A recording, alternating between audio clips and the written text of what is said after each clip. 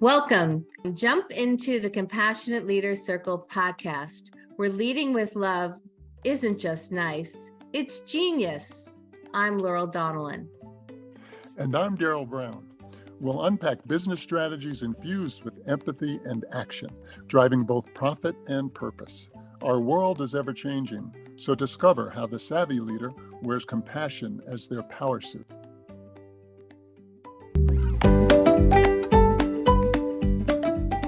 It is my great honor to introduce my guest today. Geoffrey Roche is the Director of Workforce Development North America for Siemens Healthineers. He is part of an organization with 66,000 employees in over 120 nationalities, dedicated to sustainable innovation that saves lives. He is the proud son of a nurse, which I'd love to talk about, healthcare expert and education enthusiast. Geoffrey has an unwavering commitment to fostering diversity and inclusion in healthcare and education. Through his work, he has demonstrated a keen ability to connect with others, mentor emerging leaders, and create environments where everyone feels valued and empowered to contribute to transformative solutions.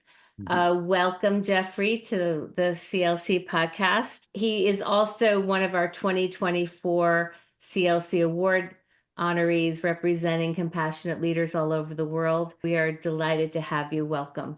Thank you so much for having me. And again, thank you for the prestigious award. Yeah, well deserved. I would like to start with today. So today happens to be the day after the 2024 election. I've been talking to some leaders and getting some really good wisdom from my friends and people that I admire. I'm curious how you're feeling today and maybe any advice you have to folks out there that might be a leader of, a workforce that is both, heartbroken and heart-filled today. Yeah. It's such a really important point. And, as we were talking about even before, we got on, I'm a student of political science and have been very active, in politics my entire life. And, I'll tell people that, as the election results were coming in last evening, I was thinking to myself, how blessed I was with one of my sons actually to meet President Biden in her early part of this term. And let me just say that, as we know, the outcome of this election is determined. We all do owe a debt of gratitude and respect to President Biden. It really is a man that has led with compassion and empathy his entire life. And when I met him, I will never forget the impact he made on my middle son. My son to this day still talks about it and has a picture of the president with him, but he still talks about it. And the reason I start with that is I always say our presidents, how they lead, how they speak, and how they communicate and their actions make a difference. To your point, there's a lot of people that are either, excited or a lot of people that are hurt today. But I particularly, when I look at an election like this, I think it's really important, particularly to talk to young people, because there's a lot of young people who went to vote and waited long hours to cast their first vote, irregardless of who they voted for. But particularly if they voted for the vice president, they're hurting right now, particularly young girls, young women, individuals of all ages. Frankly, as I was walking to school today, I was talking to our neighbor and I said to her, her daughter actually said to her, she said, "Mom, the next time that Kamala Harris could run, I could vote."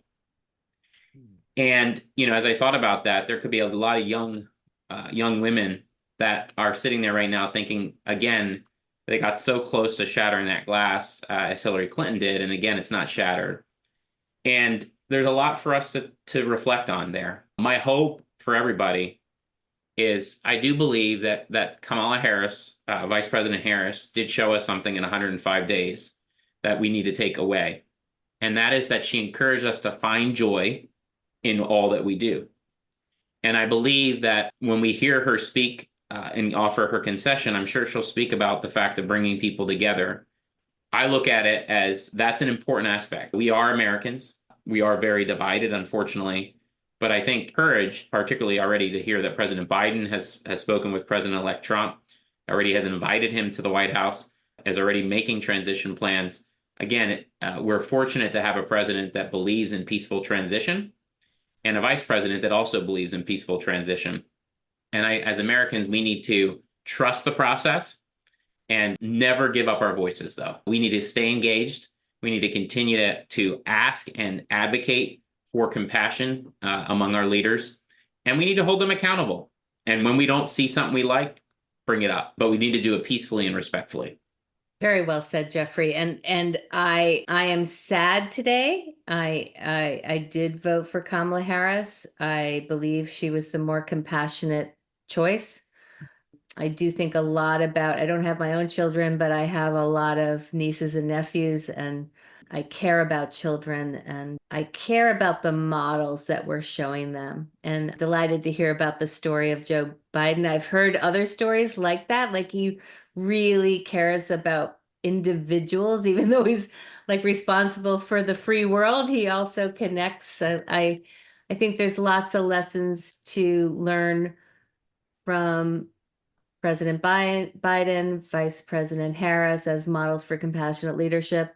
I know for me, I live in Michigan, and it's the first time I've lived in a swing state. As a practitioner of compassion and for my spiritual path, I'm really trying to love thy neighbor and love the 50% of people that don't think like I do. And I'm really taking that challenge on. And it's new for me because I frankly have lived in mostly blue states, very blue areas in blue states. I go to farmers markets and church and other shopping with all these folks that don't believe the same policies that I believe in. But we have so much in common, and I think that's the huge opportunity is obviously we're divided, and the opportunity is to find common ground, continue to connect, and I'll open our hearts bigger. I think this experience translates to the workplace. The electorate is the workplace. And so we have to, make it a safe place to talk about differences. And I was prepared. I am a political junkie. I knew that it could go either way. I'm old enough to know that things don't always happen the way I want them, but I'm delighted that we had so much participation, especially of young people. I think that, that says a lot about the future. I have a lot of confidence in them and the future, and excited about that. So let's move from there to your background and how I appreciate that you have a political science background as well. You have a lot of interesting things, but the thing that I love most about your bio is that you're the son of a nurse and now you're a leader in healthcare and healthcare education. So could you talk to me a little bit about your upbringing and your mom and how that brought you to where you are now? Yeah, absolutely. And let me just say that, like you, my mom is very sad today. And in fact, I was telling our neighbor earlier, I texted her and I didn't get an answer right away, I just knew she was down. And like you, my mother's concern is for my children, her grandchildren. And she, specifically said, my mother's an immigrant, grew up in, Germany, and her parents came to America with with a desire to raise their family, my mother and my uncle, in a democratic republic. Obviously, they left what really was a dictatorship and an authoritarian regime that's had, unfortunately, historical repercussions and impact on innocent people that we all know was some of the worst behavior ever done to other humans. And so I share that because my mother and my Oma, my grandmother, raised us very strongly with those aspects in mind. And so it was a regular aspect of, as I grew up, hearing those stories of why they came here, why they wanted to be here in the United States of America. And my mother became a nurse actually at age 5. I was 5. She earned her associate's degree and actually earned her associate's degree to become a nurse, her dream, right at the time that my parents were divorcing. And I remember that moment very, very clear as well. But I remember being there at her graduation and seeing how proud my Oma, her mom, was of her daughter being the first to go to college and also being the first to achieve her dream of becoming a nurse. And that, certainly influence has never left me. Without question. I spent a lot of time at our hospital early on, and my brother and I, my brother has now passed, but my brother and I, when we were younger, spent a lot of time with my mom at the hospital because she was a single mom, and she also believed in taking us to work and those types of things. So I have a lot of fond memories of those experiences. And my mom was actually part of a union, so I got to be on strike with her at times. My brother and I would walk with the nurses, and so I also got that advocacy activism early on as well. So my mother's influence certainly was very profound. And then throughout grade school, so many of my classmates actually had my mom as a nurse as they were having, siblings born and such, because my mother was a labor and delivery nurse. And so all I ever heard about was how wonderful my mom was, which I knew, very personally and very vividly. But as I started to really determine what I was going to do, to your point, I'm a political junkie like you. I did a Capitol Hill internship. I thought I was going to work on the Hill. I loved being on the Hill. It was a time of great bipartisanship, great collaboration. I remember being on the Hill, meeting, then Speaker Pelosi and Leader Hoyer and other leaders on both sides of the aisle, and just having that great impact. Came back to college and said, I really want to work on the Hill, until I learned what they made and thought, oh my gosh, I'm going to come out of college with this loan and that's what I'm going to make. And so my advisor actually said to me, your mom's worked in healthcare. Why don't you go do an internship at a healthcare system for a semester? And I was like, oh, I don't think I want to be in healthcare.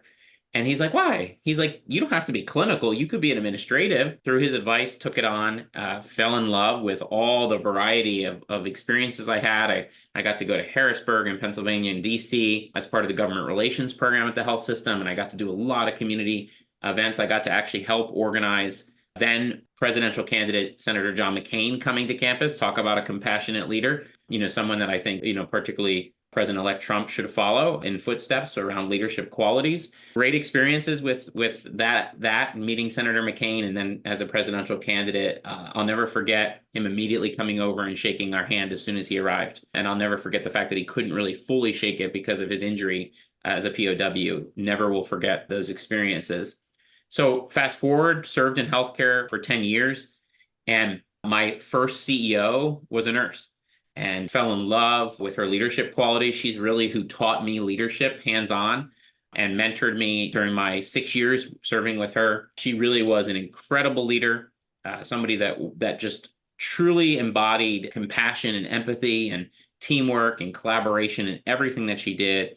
And so I couldn't have had a better mentor and coach early on in my career. What was beautiful is I got to work on some things that kind of tied back to things my mother worked on. My mother was a team that created a NICU. I was actually part of the team that expanded the NICU, same hospital system. She wasn't there at the time. She had moved to a different organization, but just really beautiful, experiences like that, and incredibly proud of her, and know that I wouldn't be in healthcare, certainly if it wasn't for her influence. Shout out to your mom, first of all. So great. I'm curious about this mentoring piece. So you were mentored really well and you love to mentor. So can you talk to our listeners about how to be a great mentor? Yeah. When I look at the power of mentorship, and to your point, I can't stress enough that for leaders, mentorship, and if we can embed mentorship into our workplaces and into our culture, it's not only transformational from a personal end, but also from a professional end. And in many ways, it can also create a significant influence of a community, or a sense of community and a sense of belonging. For some people, sometimes you're in an environment where just having a mentor could be one of those make it or break it moments of whether you feel a part of the organization or not. In my case, being mentored by a CEO was incredibly an honor. But this is somebody who recognized that, as she would say, I had potential early on, and felt that if she could help me, it would set me up for not just success, but growth in a very dynamic way. And obviously, I owe so much of my career to Kathy. Kathy understood that mentorship was both personal and professional. And she also understood that we spend so much time at work that to be a good leader also needs to understand what I do at home and what I do outside of work.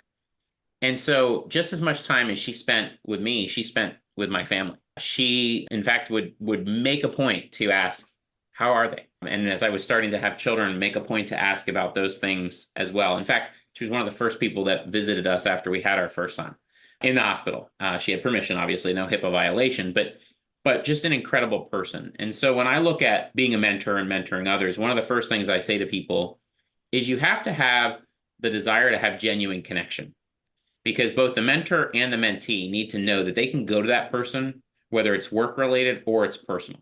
And they need to know that there's never judgment, but it's totally an open environment for dialogue and conversation. And I can't stress enough that I'm of the belief that if a leader is in a role of leadership, they have got to make sure that mentorship is a part of their organization. Because I venture to guess there's somebody in their team or in their organization that could benefit from mentorship. I just know it in my heart. And every mentorship experience has to be personalized. So you can't make it prescriptive. It can't be follow these 10 steps. It needs to be very personalized, and it needs to be done in a way that helps that individual to achieve whatever their goals or their dreams are. And so it has to be very much listening. You know, the most important thing a mentor can do sometimes is just sit back and listen, and then share experiences in a way that will help the mentee think about what the right decision is. And so that has really been, you know, certainly the beautiful part of my experience. Now, as a mentor, I have always said the mentor gets just as much out of it as the mentee. And I can't tell you enough stories of how proud it is for me to have helped individuals achieve their dreams and their goals as a mentor. And frankly, how much I've learned in that journey, not just about them, but also about myself. And so sort of back to an earlier conversation we were having too, that learning is so pivotal in mentorship and coaching. I've just been very, very blessed to have had those experiences. And I always seek ways to pass it forward. I want to ask you a practical question, because I think sometimes our leaders, they like the all the HR stuff and the compassionate leadership stuff, but sometimes, like I was dealing with something today, you have a lot of different roles in your job, and you have a lot of responsibility, and you have a lot of relationships, and you mentor and you educate, and you have a family. So what are your best tips for managing your time? Yeah, it's a very, very good point. You know, let me just say that I have, and my family and my friends will resonate when they hear this. No one can ever say this is easy. And no leader can ever say this is the prescription, just follow it. I have certainly learned through a lot of different experiences that the most important thing about managing your time is self-care. And I didn't learn that early. In many ways, unfortunately, I learned that too late. And really in the last couple of years is really where some of my mentors, also my accountability partners, have said to me, Geoffrey, you do everything for others, but I want to ask you what you're doing for yourself. And one of those individuals is my best friend, who I've worked with for many, many years, actually at my hospital that I was telling you about. And then we worked together at another organization. We don't work together now, but she will regularly say that to me. In fact, just last week, she said it to me. And she's, you know, responsible for pushing me and encouraging me and motivating me to even get a therapist, because sometimes, you know, we all can benefit from therapy. And I have always been a strong proponent of it. And she reminded me recently, she said, you can't be a strong proponent if you don't also do it. And so kudos to my good friend Dawn for not only pushing me, but inspiring me to do what's right. But what I learned in that process, to your question, is the self-care piece is critical. So for me, when I wake up every day, or most days, the most important thing that I always seek to do is, like clockwork, get on my Peloton treadmill or my Peloton bike and do a high intense cardio workout. I'm a runner. I love to run. For me, running is therapeutic. It's really where I know it sounds weird, but it's really where I can think and reflect. It's also where I can work hard and push myself to achieve things that I never thought I could ever achieve. And that was what running has been. And for my mental health, it's been an incredible space to help me. The other piece that's super critical is during the workday when I'm at home, I've got a walking treadmill. And people laugh at work all the time when I'm on that walking treadmill. They're like, there he is walking. But for me, it's what I need to do. It's movement, but it's also kind of a Zen moment for me because I don't feel like I'm working and I don't feel like I'm in all these meetings. I feel like, you know what, I'm also productive in a different way. The final thing I'll say is, as it relates to that, is the most important piece of it is always make time for others. So that genuine connection for me is what gives me great energy. And so in a busy schedule and in a job where I travel quite a bit, when I'm home, I try to be always there for my children because there's nothing more important than that. But also, when I am at work, I also want to be very present showing up for my colleagues. Whether I work in the same organization or they're my customers, I want to be very present and showing up for them. And so the only way I can truly show up is to take care of myself. Now, I will readily admit the challenge I have as we enter closer to 2025 is I have to do better at sleep. That is, it's one of the reasons I have an Aura ring is because it's telling me every day, your sleep is awful. You've got to do better. And I'm still working on that. All those things are super, super important.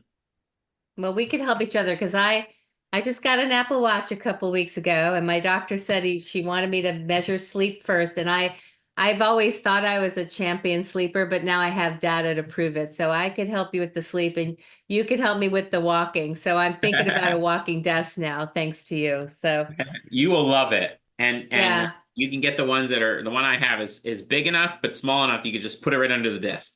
okay. So when you don't, I when you're done walking, you're like, "Yep, I just," and it's Okay, done. It has to be done. I won't be having my Apple Watch telling me to stand up because I'll be standing up and moving. That's my Christmas present to myself. So thank you. you're welcome. What projects or initiatives are you working on right now at work that most excite you? Yeah. So, my role and the function is inaugural in my organization. And so I've been here, a year and a half. And so I'm super excited that we continue to make significant progress towards, helping hospitals and healthcare systems throughout North America, US and Canada initially, on really looking at their most significant workforce development challenges and really looking to solve them. And so earlier this week, I was in New York City and had the chance to visit with the Northwell Health team. Last week I was in New Mexico and visited with team from Central New Mexico Community College and Presbyterian Healthcare. And, as a hospital person, I love going out and seeing different examples. But what I love most about it is I love getting to meet the students that also make up the future of the healthcare workforce, and then meet the faculty and the team that are doing incredible work to build that future workforce. It gives me great purpose because in many ways it ties back to, where I started, but it also relates to, my personal commitment that, as we look at these things, we've got to take very much ecosystem type of, strategies and solutions to very systemic challenges. And so I am one that loves challenge. And I'm also one that really loves to collaborate and really kind of harness our passion and our purpose in the work. And so that's an example that has me very, very excited is really working collaboratively, in very different communities, rural, urban, suburban, tribal, etc., really trying to elevate and improve access to care through the workforce within those regions. So, as a compassionate leader, as a heart-centered leader, what is the best part of that approach to leadership for you? Yeah. I think the best part of that approach is it is really without question, and it's not a cliche to say it, but it's the most human-centered and the most people-focused. To me, when all of us sit back and reflect on an experience where we saw someone, exhibit qualities of compassion or qualities of empathy, it's just it's a drive that makes you want to be in that space with them. I look at, I talked about my former CEO, Kathy, she had such a contagious laugh and such a contagious way of engaging with people that, there was never a moment where I was afraid to go up to the CEO's office. I knew as soon as I went up there was going to be laughter and there was going to be a great time. And at the heart of that was somebody who just loved people. And I'll tell you a story that really showed me that. We had a lot of challenges with homeless individuals in our community. And many times they would use our lobby as a space to rest. And I became aware that our security team was removing them and oftentimes actually calling the police to have them removed. And I went down once and I said to our security director, I have a hard time understanding why you're doing that. And he looked at me like he had four eyes. And I said, one of our values is respect as an organization. Is that respectful? And he said, well, this isn't a space for them to sleep. This isn't their home. And I said, well, where is their home? They don't have one. I said, so instead of removing them, why aren't we working to get them a new home or get them services? We have a care management team for a reason. They come in our hospital, they're still a patient. There's still somebody in need of services. And he said, well, they're not a patient if they haven't. I said, no. I said, you and I aren't going to agree on this, but that's okay. I'll take it to the CEO. No problem. So I took it to her.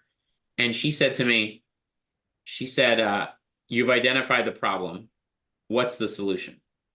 And I said, well, first, will you be willing to go with me and visit many of them in their camps? And she said, absolutely. And she said, arrange it right away. I want to go right away.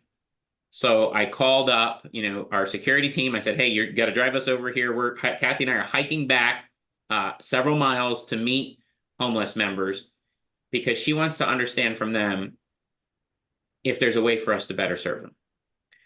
And as that happened, we went back, we met with them. We ended up meeting with regional leaders, community leaders. From there, Kathy said to our team, she said, we're going to build clinics for them. And we're going to build them in spaces that they want to go to. So we did. And I got to lead the project. I got to, be a part of every part of it. But what I saw, and then, fast forward, she herself put her own money as a matching grant to get the state to invest in the development of a veterans homeless house. Her own money, not the health system's, her own, because she said that the board's probably not going to do this, but I'll do it because I care that much about this. And what I saw was just a beautiful, beautiful quality of a leader. And, fast forward, that homeless veterans house is still a space she volunteers at today. And many years later, she's still volunteering there as a nurse, still engaging with those veterans. It's just one of those things where I was so fortunate to have had an experience like that because I learned truly from somebody who did it for the right reasons. They didn't do it for fanfare. They did it to improve the lives of individuals who did not have equitable access prior. And that was an experience and story that I'll never forget. And do you mind telling us Kathy's first and last name and where this amazing place is? Yeah. So Kathy Cook was our president and CEO. It's in the Poconos. It's actually, you can still look it up. It's called it's under the organization, the Valor Clinic Foundation. Their house that we were a part of, the whole process of making happen, is in the Poconos in Northeast Pennsylvania. Wonderful. Geoffrey, so there's lots of benefits to being a compassionate leader. What is the hardest part about being a compassionate leader? I think the hardest part for me has always been when you work with others that just don't seem to have those qualities at all. And the reason I say that is that it's just incredibly draining. And oftentimes we work with people who, sometimes there's just people who just don't have it, don't care at all. Then we also work with people who actually may want to, but may not know how. And, those people give me great energy because if they're willing to learn, then we can help to make that happen. But it's those leaders who just don't seem to care, and it's kind of my highway, or no other route. That's really, really challenging, particularly for me. And I say that because I worked in an organization once where the CEO was good salesperson, or he never would have recruited me. But when I got there, I noticed very quickly that his leadership style was just destructive and toxic. And I could tell the impact on so many people around. And as a compassionate leader, it pained me. And because of the type of person I am, they were all coming to me. And I was not really one to just sit back and let it just sit and fester. I was one that approached him. And obviously I could tell that as I was doing more and more of that approaching, I was creating more and more conflict between us because he didn't really care. And he didn't really seem to have any willingness to try and be different. And that, in that experience, I learned a lot that, there are just some times where you may have the right motives, the right motivations, and the right approach, but some people just aren't going to be willing to do it. What I did is obviously I moved on from there because I knew it wasn't going to be an environment that would allow me to thrive or grow. But in that process, I also worked to help the others that were still there find other opportunities too, because I knew that they couldn't continue to be in that environment, particularly if they didn't have another leader like myself that was at least providing them some cover. But those types of situations are tough. And when people are in them, my heart really goes out to them because they really wear us down and they really, impact us at the core. And it's certainly not easy. Yeah. It's been my experience that there are some cultures and leaders that just aren't interested, as you said, in that way of being. And we're fortunate enough to work with folks that are interested. And sometimes it's so foreign. Like I work with an amazing company right now that barely has turnover. They have an amazing, compassionate leader. And when people come to work there, they're almost in disbelief of Yeah. how, because they're so used to leaders that aren't compassionate, it's like they don't believe it. It takes them like 6 months to really believe that it's this good. So we have a lot of work to do. It's been my decision to kind of start with the people that get it.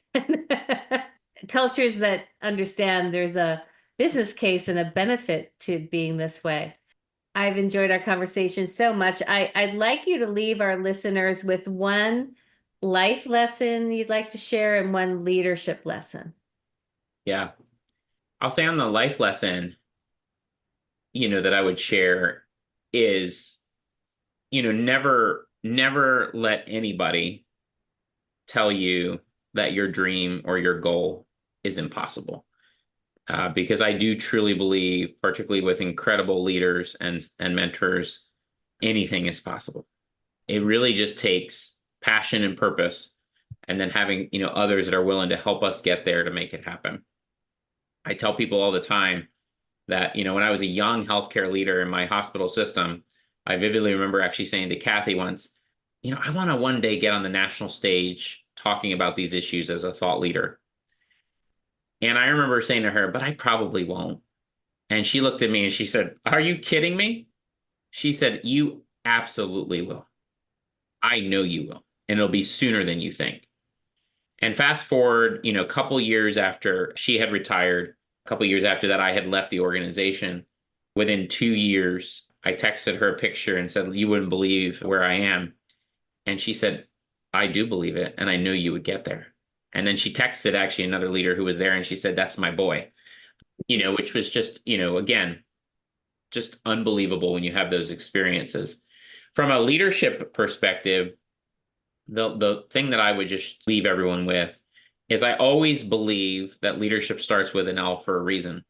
And for me, that is love and listen.